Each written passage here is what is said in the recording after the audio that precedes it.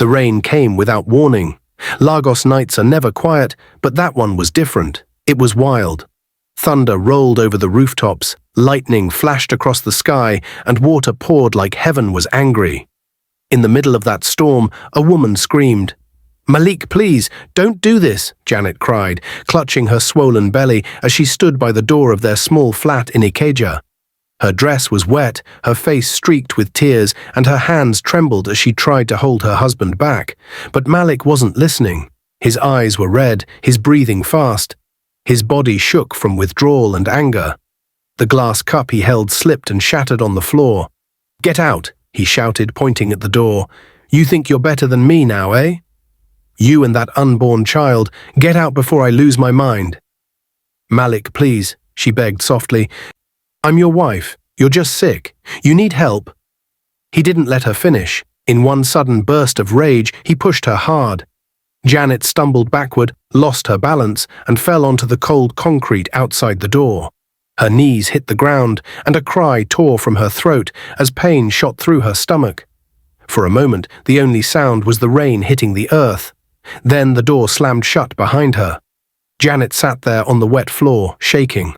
Her husband, the man she had once loved so deeply, had just thrown her out like a stranger. She held her stomach and whispered weakly, "God, please, don't let me lose my baby." The streets were empty.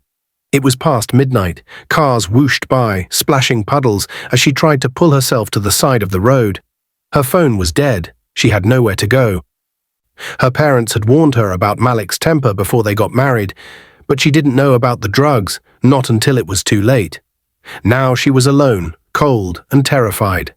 Lightning flashed again, and in that brief light, a shadow moved from under the bridge. The man who stepped out looked rough. His shirt was torn, his face tired, but his eyes were kind. His name was Abdul. He had been sleeping under that bridge for months. People passed him every day and turned their faces away. But tonight, when he saw the pregnant woman crying in the rain, something in him stirred. He walked slowly toward her. "Madam, are you okay?" he asked, his voice calm but full of concern. Janet flinched, hugging her bag tight. "Please, don't hurt me. I don't have anything." "I'm not here to hurt you," Abdul said softly. "You're bleeding." She looked down, her knees were scraped, blood mixing with rainwater. Her lips trembled. "He threw me out," she whispered. Abdul frowned. "Who?" "My husband." She couldn't say more. Her voice broke and she started to cry again. Without another word, Abdul took off his old jacket and wrapped it around her shoulders. "You can't stay here," he said. "Come, there's a small kiosk behind that wall. It's dry there. Let's go." Janet hesitated, looking at this strange man, a homeless man, barefoot, shivering in the rain, and yet the only one who stopped to help her. She followed him. Behind an abandoned shop, Abdul helped her sit on an old mat. He found a polythene bag with bread and gave it to her. She shook her head, but he insisted, smiling weakly. "Eat. You need strength." The rain continued to fall. Abdul looked at her carefully. "You're pregnant," he said quietly. "How many months?" 7, she murmured. He nodded. "That means we need to be careful. You shouldn't be in the cold." Janet wiped her tears. "Why are you helping me?" He paused for a moment, then said, "Because someone once helped me when I had nothing. Maybe it's my turn." She stared at him, this man who had no home, no shoes, no money. And yet his heart was bigger than anyone she had met. Morning came slowly. The rain had stopped, and Lagos was awake again. Horns blaring, hawkers shouting, buses rumbling by. Janet woke up shivering, her head resting on Abdul's folded jacket. He had stayed awake all night, watching over her. "Good morning," he said quietly. She blinked, confused. "You didn't sleep?" He smiled faintly. "Didn't need to. You were safe." "That's all that matters." Her throat tightened. "Thank you." Abdul shrugged. "You're welcome." Then she noticed something. His left hand was wrapped in a piece of cloth. Blood had soaked through it. "What happened to your hand?" she asked quickly. He looked away. "It's nothing. Broken glass from last night. Don't worry." But she did worry, and when he tried to stand, she saw him wince in pain. He had helped her, but he was the one who needed help too. By noon, the sun was hot. Janet stood at a small corner near the bus stop, wondering where to go next. She couldn't go to her family, not after everything. They would say, "We warned you." Abdul was beside her, carrying her bag as if it were the most precious thing in the world. "Maybe you should call someone," he said. "A friend." She sighed. "My phone died." He nodded. "Then come with me. I know a woman who runs a food stand nearby. She lets me charge my phone sometimes. Maybe she can help." They walked together, a strange pair, a pregnant woman in torn clothes and a homeless man with kind eyes and a limp. People stared, some whispered, but neither of them cared. At the food stand, the woman, Mama Risi, gasped when she saw Janet. "Ah, Abdul, who be this? She know well." "She needs help," Abdul said simply. Mama Risi's face softened. "Come inside, my dear." She gave Janet a stool to sit on, then brought warm water to clean her wounds. As Janet sat there, she felt something she hadn't felt in months: peace. Abdul stood nearby, watching quietly, until Mama Risi turned to him. "You never change, Abdul, always helping people even when you get nothing for yourself." He smiled faintly. "Nah, small thing." But it wasn't small, it was everything. Hours later, when Janet's phone was charged, she looked at it, dozens of missed calls from Malik. Her heart pounded. She didn't know whether to pick up or throw the phone away.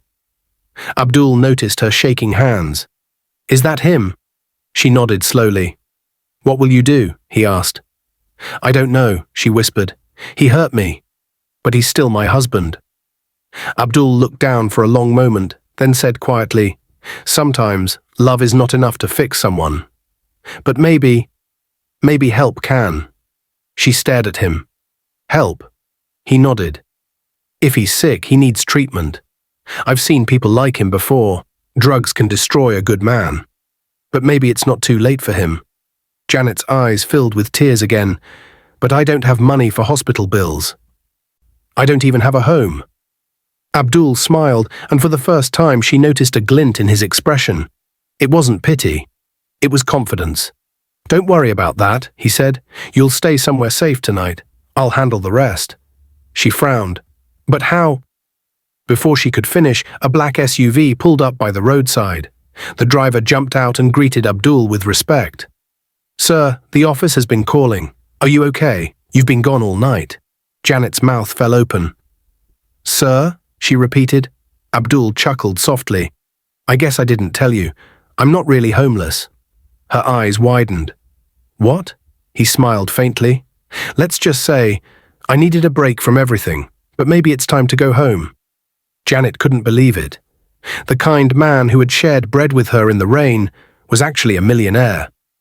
And he had just saved her life. But before she could even process the shock, her phone rang again, this time a video call from Malik. Abdul watched her carefully. "Answer it," he said. With trembling fingers, Janet picked up. Malik's face appeared, pale, sweating, and weak. He was in a hospital bed. "Janet," he said hoarsely, tears running down his face. "I'm sorry. Please forgive me." Janet froze. Abdul's calm voice broke the silence. "He's in my hospital. I checked him in this morning." Janet turned to him, stunned. You did what?" Abdul smiled gently. "Because sometimes the people who hurt us most are the ones who need saving too." Janet's breath caught in her throat.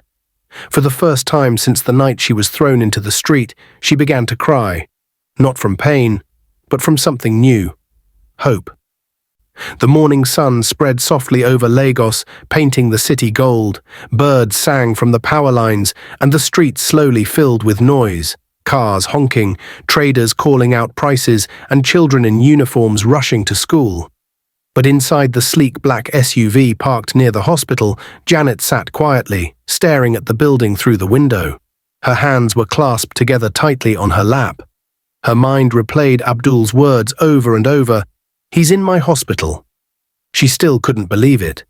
The man who had shared his only loaf of bread with her the night before, who slept in the rain just to keep her safe, was not a poor beggar after all.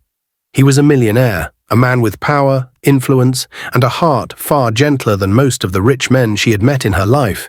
She turned to look at him. Abdul sat beside her in the SUV, clean-shaven now, wearing a white shirt and dark trousers. The transformation was shocking. The same man she thought was homeless now looked like someone who owned half of Lagos. You really live like this?" Janet finally asked. Abdul smiled faintly. "I don't live like this every day," he said. "Sometimes I need to remember what life feels like on the street. It keeps me human." Janet frowned. "But why?" He looked out the window. "Because I lost everything once, just like you." Her heart skipped. "You?" Abdul nodded slowly. 3 years ago, I had a wife. She was pregnant too. We were happy, or so I thought. Until one night, she didn't come home. She was gone, with our unborn child. Janet's eyes widened. "She left you." He exhaled deeply. "Yes, I was too focused on business. I didn't notice how lonely she had become. When I found out later that she died during childbirth, I broke. I walked away from everything. My company, my house, my cars. I just disappeared." The air in the car grew heavy. Janet looked at him, speechless. She could see the pain behind his calm eyes, pain he carried quietly, like a secret wound. "I'm sorry," she whispered. He shook his head. "Don't be. Life has a way of bringing us back to purpose. Maybe helping you last night was my reminder." Janet wiped her eyes. She had never met anyone like Abdul, a man who lost so much but still had kindness left to give. Inside the hospital, the scent of disinfectant filled the air. Nurses moved quickly through the white corridors. Janet's heart raced as Abdul guided her toward the ward. They stopped at room 208. Through the small glass window, she saw Malik lying on the bed. His face was pale, his lips dry. An IV line hung beside him, and a nurse was checking his blood pressure. Janet froze. Memories flooded her mind. The nights he used to hold her, whispering dreams about their future. The days he would return home angry, shaking, unable to explain why. And then the last night. The night he threw her into the street. Abdul touched her arm gently. "You don't have to go in if you're not ready." She swallowed hard. "No, I have to." The door creaked open. Malik turned his head weakly. When he saw her, his eyes widened. "Janet." His voice cracked. "You came." Janet stood by the door, unsure whether to move closer or turn around and run. He tried to sit up, wincing in pain. "Please don't be afraid. I didn't mean to hurt you. I was not myself." Tears filled her eyes. "You threw me out, Malik. I begged you." "I know," he said, his voice breaking.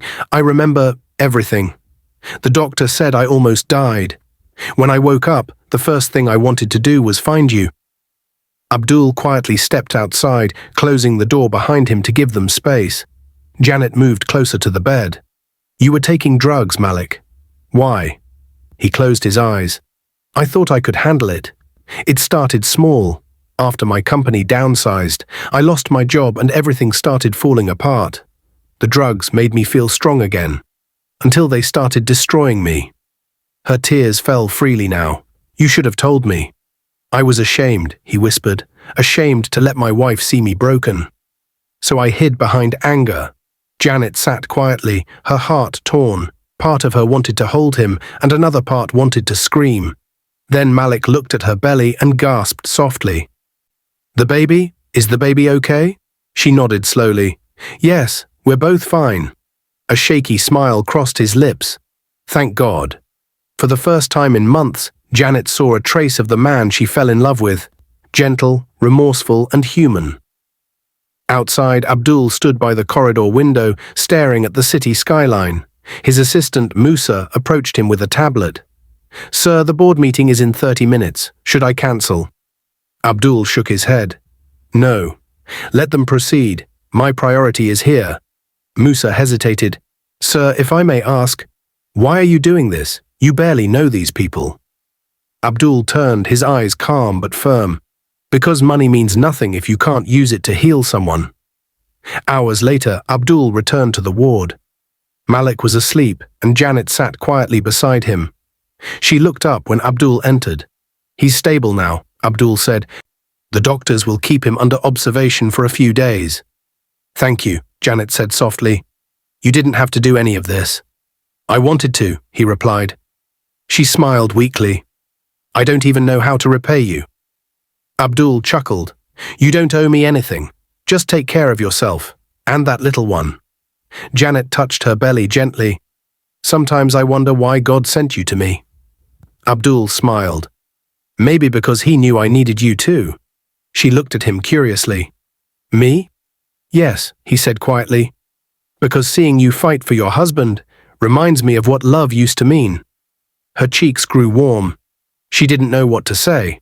Before she could reply, Abdul's phone buzzed. He checked the screen, a private number. His expression changed slightly. "Excuse me," he said, stepping out of the ward. Outside in the hallway, Abdul answered the call. "Hello?" A deep voice came through. "Mr. Abdul, this is Inspector Felix from Lagos State Police Command. We found something you should know about the man you helped." Abdul frowned. "Malik?" "Yes, sir. While checking his records, we discovered he has an unpaid warrant. He was involved in a fight that injured someone badly 6 months ago. The victim filed a case, and it's still open." Abdul's heart sank. "What kind of fight?" "Drug-related, sir," the inspector replied. "We're coming to the hospital this evening for questioning." Abdul froze. He looked through the glass at Janet sitting beside Malik, her face peaceful for the first time in days. He couldn't tell her this. Not yet. "Understood," Abdul said quietly, ending the call. He slipped the phone into his pocket and leaned against the wall, closing his eyes. For the first time, he felt fear. Not for himself, but for Janet. She had already suffered too much. That evening, as the sun began to set, a soft knock came at the hospital room door. Janet stood to open it and found 2 uniformed policemen. "Good evening, madam. We're looking for Mr. Malik Oduwole," one of them said. Janet blinked. "He's here, but why?" Before they could answer, Abdul stepped forward from behind them. "It's okay, officers. Let's speak outside." The policeman nodded, following him down the hallway. Janet's heart started pounding. She turned back to Malik, who had woken up. "Malik, what's happening?" Malik's eyes filled with dread. "Janet, there's something I didn't tell you." She froze. "What do you mean?" He looked away, shame flooding his face. "That night 6 months ago, I hurt someone. It wasn't on purpose. It was a fight over drugs. The police have been looking for me since then." Janet gasped, stepping back. You're saying you're wanted?" He nodded slowly, tears streaming down his cheeks. "I wanted to stop, but I was scared. I thought if I ignored it, it would go away." Her world began to spin. Everything she had hoped for, the healing, the apology, the peace, suddenly felt like it was slipping away again. From the hallway came Abdul's calm but heavy voice. "Malik Oduwole, the police are here to take your statement." Janet turned, trembling. "No, not now. Please, he's just getting better." But it was too late. The officers entered the room gently, one holding handcuffs. Abdul looked at Janet, his face full of quiet pain. "I'll handle this. Trust me." She shook her head, crying. "Please don't let them take him. He's changed, Abdul. He's trying." Abdul's eyes softened, but his voice was steady. "Sometimes the road to healing starts with facing what we ran away from." Janet held her stomach, sobbing. "Please." Malik reached for her hand. "It's okay, my love," he said weakly. "Let me face this. For our child." As the police led him away, Janet collapsed into the chair, her cries echoing through the corridor. Abdul stood by the doorway, his heart heavy. He knew this was only the beginning. Because what Janet didn't know, what no one knew, was that Malik's case was about to uncover a secret that would change all their lives forever. The sound of the handcuffs clicked like thunder in Janet's heart. She watched helplessly as Malik, her husband, the man she once called her world, was led away by the police. The hallway of the hospital fell silent, except for her soft, broken sobs. Abdul stood beside her, his expression calm but heavy. He didn't say anything for a while. He just placed his hand gently on her shoulder. "Janet," he said quietly, "let him go. For now. She turned to him, her eyes red and puffy. Go where? He's sick, Abdul. He's not a criminal. He's just broken. Abdul looked away. Sometimes broken men still have to face what they've done. Janet buried her face in her palms, trembling. The world felt like it was spinning again. Just when she thought life had given her a second chance, it was slipping away. Outside, the rain began to fall again, gentle but steady. Abdul stood under the hospital canopy, watching the police car drive away with Malik inside. His chest tightened. He had seen many people taken away before, some guilty, some just lost. But this one felt different. There was something about Malik's case that didn't sit right with him. He took out his phone and called Inspector Felix. Felix, he said in a firm tone, before you file anything, I need to know what really happened in that fight 6 months ago. Sir, I'm already looking into it, Felix replied, but I'll be honest with you, the report was messy. The victim's name wasn't even complete. Only initials, A.O. Abdul frowned. A.O.? Yes, Felix said. The file says it was an altercation near 3rd Mainland Bridge. The injured man disappeared before trial. Abdul's eyes narrowed. Find that man. I want everything about him on my desk by tomorrow. Yes, sir. Abdul hung up, his mind racing. Something about the initials A.O. made his stomach twist. Later that evening, Janet sat quietly in Abdul's mansion. The same man she once thought was homeless now had a home so large she could get lost in it. The living room glowed softly with chandelier light. On the table before her sat a cup of warm tea she hadn't touched. She still couldn't believe where she was. Abdul had refused to let her go back to the streets. You'll stay here until we figure this out, he had said. You and your baby are safe here. But safety didn't mean peace. Every time she closed her eyes, she saw Malik's face, weak, afraid, cuffed. When Abdul entered the room, she quickly wiped her tears. Are you okay? He asked gently. She nodded, though her voice betrayed her. I don't even know what to say anymore. Everything feels like a dream. A bad one. Abdul sat opposite her. Sometimes, pain is just the fire that melts the chains. You'll see the light after it passes. She gave a small broken smile. You talk like a pastor. He chuckled. I'm not. Just someone who's seen what hopelessness looks like, and survived it. Her gaze softened. Thank you. For helping him. For helping me. You didn't have to. He leaned back in his chair, his expression thoughtful. Janet, I help people because someone once helped me, when I didn't deserve it. Her eyebrows furrowed. Who? He looked down, a small shadow crossing his face. My father. She waited, sensing there was more. He was a strong man, Abdul said slowly, but I didn't listen to him. I made choices that hurt people. It took me years to find peace again. Janet studied his face, the sadness in his eyes, the way his jaw tensed when he spoke. She realized that behind his wealth and calmness was a man who had also been broken once. The next morning, Abdul's phone rang before sunrise. It was Inspector Felix. Sir, I found something, Felix said quickly. The initials A.O. They stand for Abdul Owolabi. Abdul froze. What? Yes, sir, Felix continued. The man Malik fought with 6 months ago was you. Abdul sat down slowly, disbelief washing over him. That's impossible. I was overseas 6 months ago. That's what I thought too, sir, Felix said, until I saw the report. The witness said it was a man who claimed to be you. Maybe an impersonator. Maybe someone using your name. Abdul's voice hardened. Send me everything you have, now. He ended the call and stared at the wall, his mind spinning. Someone had used his name in a drug-related fight, and Malik, the same man he had just helped, was involved in it. Was it coincidence, or something deeper? Later that day, Abdul visited the police station. Malik sat inside the small interrogation room, his hands still cuffed. When Abdul entered, Malik's eyes widened. You came. Yes, Abdul said quietly, pulling out a chair and sitting across from him. Tell me about the fight 6 months ago. Everything. Malik hesitated, his lips trembled. I was trying to quit the drugs, but one night my supplier refused to let me go. We fought. I pushed him and he hit his head.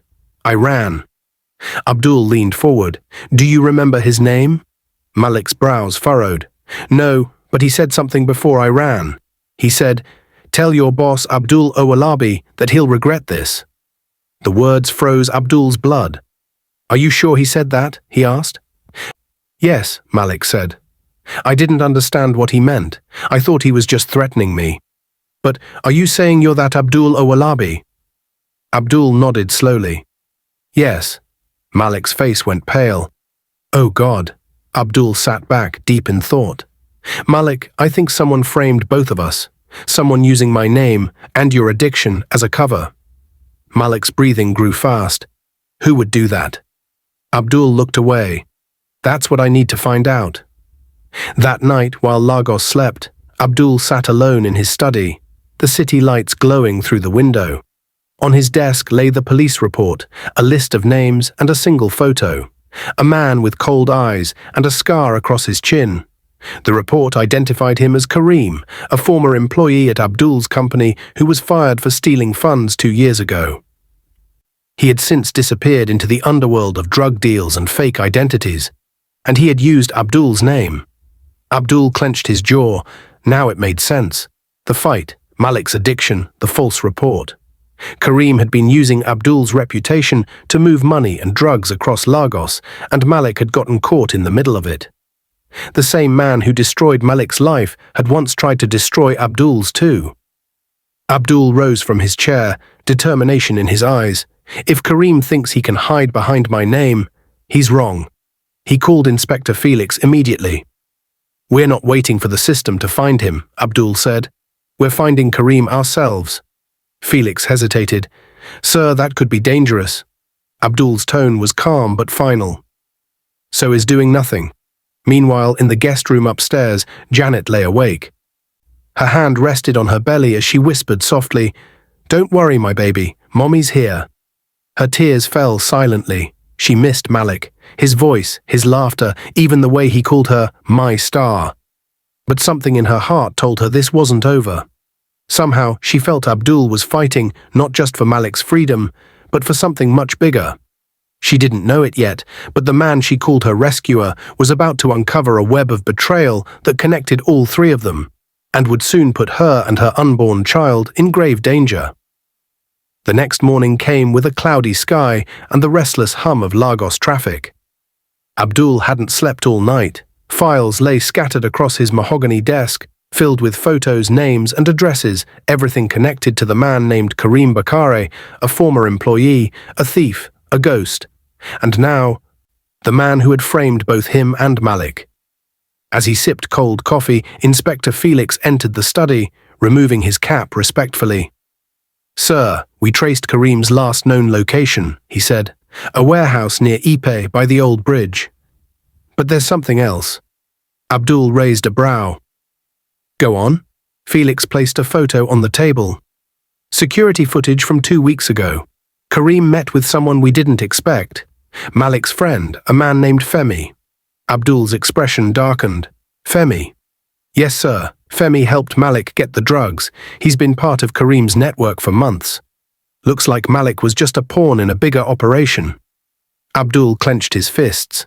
So Kareem used him, and when Malik tried to quit, they nearly killed him, then blamed him for the fight. Felix nodded. Exactly. Abdul exhaled slowly. We're going there tonight. Felix frowned.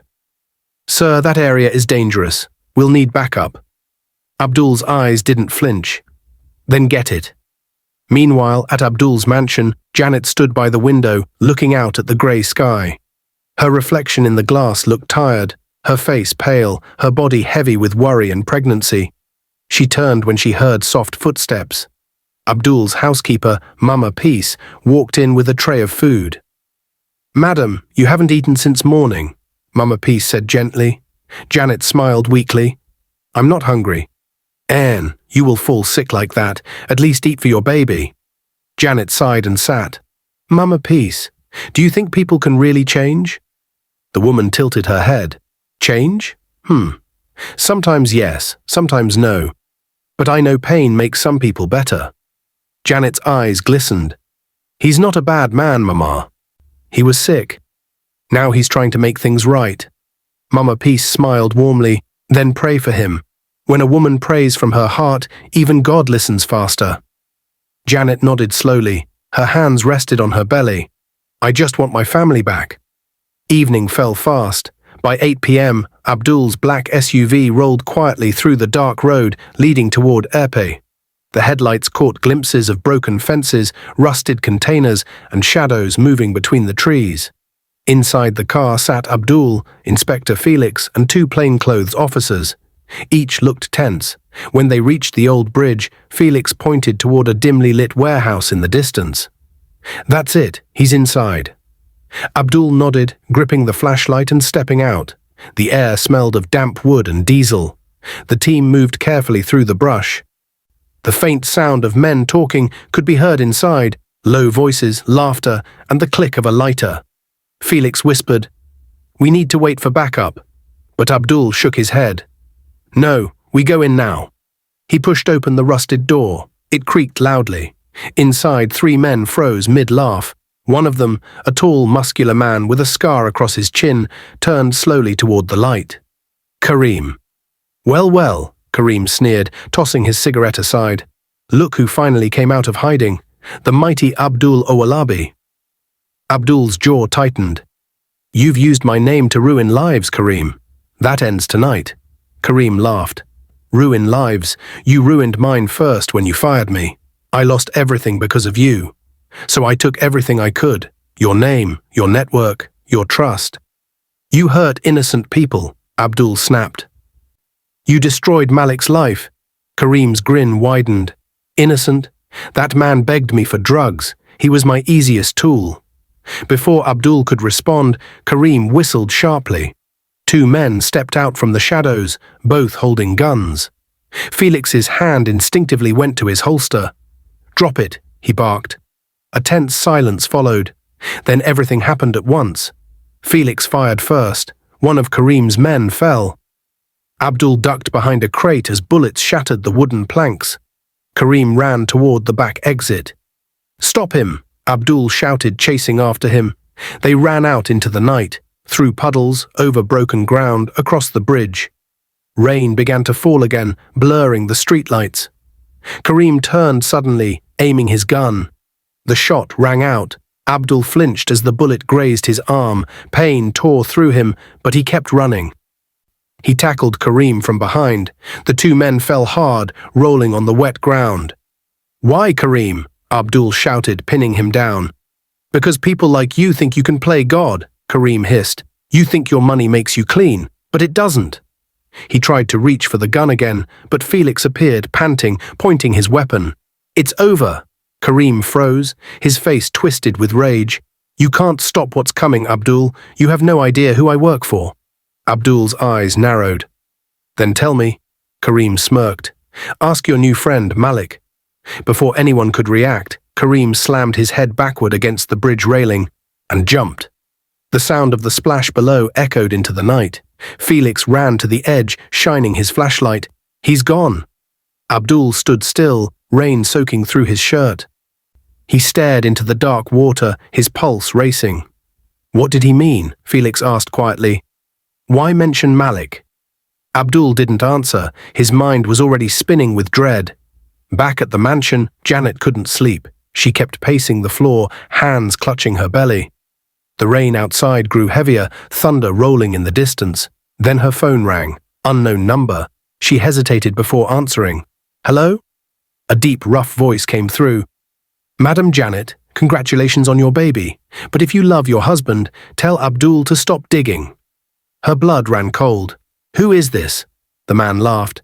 "Let's just say Kareem is not the real problem." Click. The line went dead. Janet's hand shook as she dropped the phone. Her breath came fast. "Oh God, what's happening?"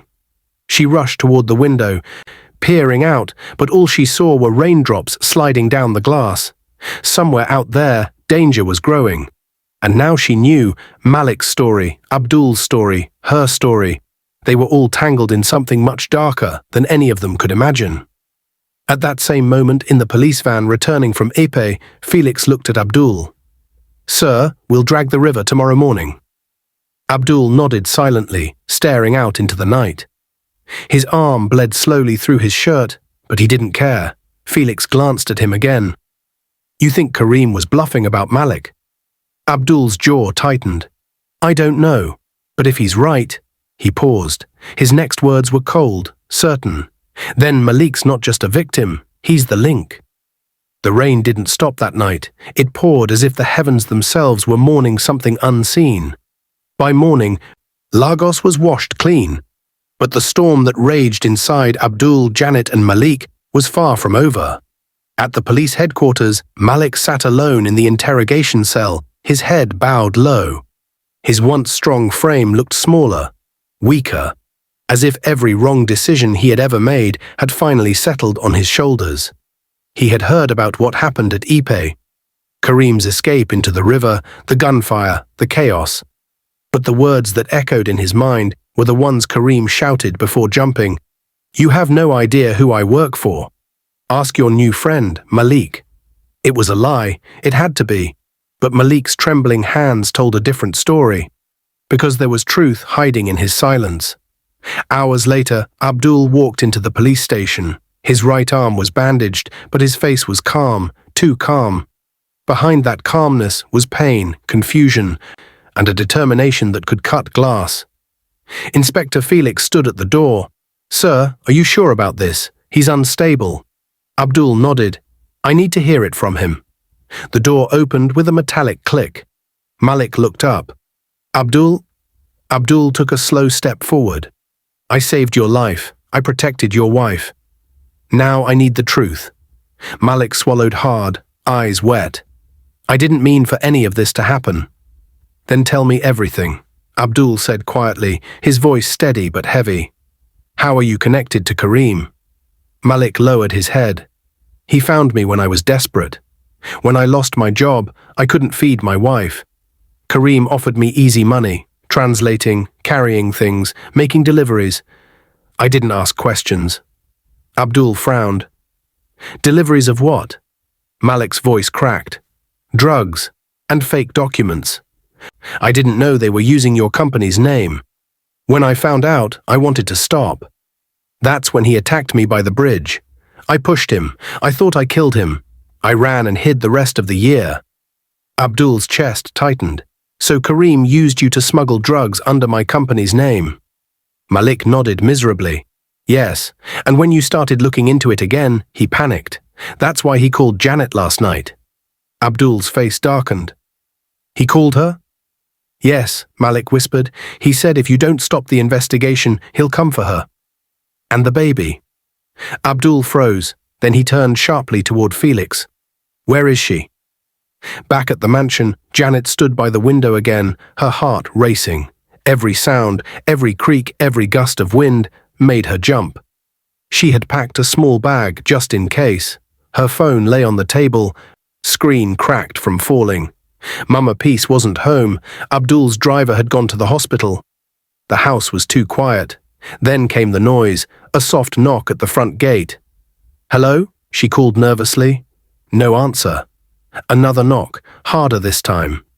She backed away, fear creeping up her spine, and then the gate burst open. 3 men rushed in. One of them, with a scar across his chin, soaked and wild-eyed, grinned wickedly.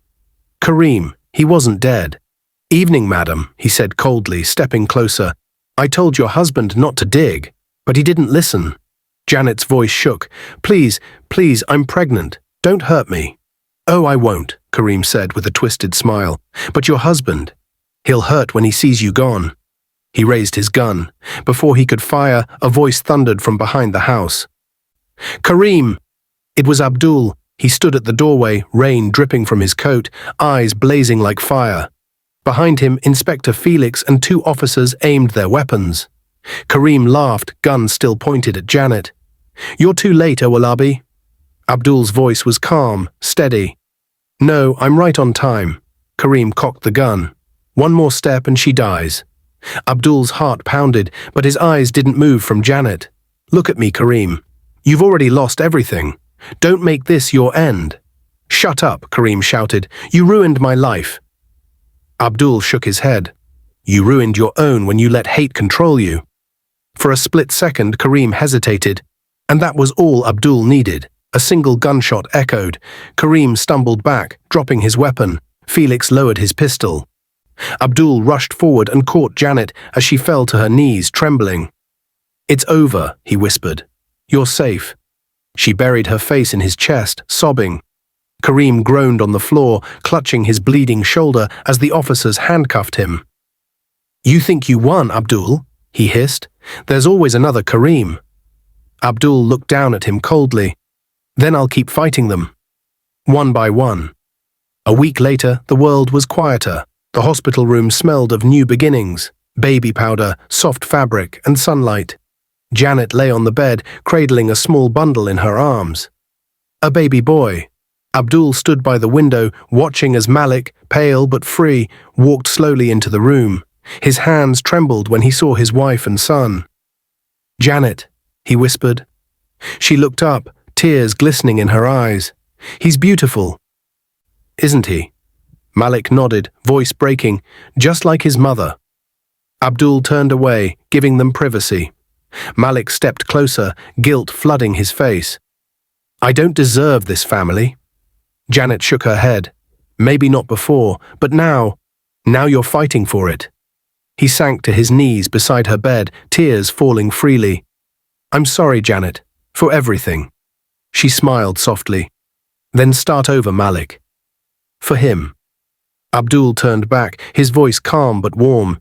You have a second chance, Malik. Don't waste it. Malik looked up at him, eyes full of gratitude. Thank you, Abdul. You saved me when I couldn't save myself. Abdul smiled faintly. No. Janet saved you. I just gave fate a little push. The baby stirred, making a soft sound. Abdul looked at the tiny face. Innocent, untainted by the chaos of the world, and felt something stir in his heart. Hope. Weeks later, Abdul stood once again at the bridge in Ape, the same bridge where the story began to unravel. The sunset painted the water in gold and crimson. He closed his eyes, remembering his wife's laughter, her face, her warmth. Then he whispered, I kept my promise, Zara. I saved someone else, the way I couldn't save you. A single tear slid down his cheek. He smiled, turned, and walked away. At home, Janet and Malik sat on the couch, their baby sleeping in her arms. On the table beside them lay a small brown envelope. Inside was a title deed, their new home, gifted anonymously. Janet looked at it and smiled knowingly. Abdul, she whispered. Malik nodded. A good man doesn't always live in a mansion. Sometimes, he walks through storms just to keep others dry. Months later, a new clinic opened in Ikeja, the Abdul Hope Center for Addiction Recovery. Its walls carried one inscription, written in bold gold letters. Kindness doesn't need a home to exist, only a heart willing to share it.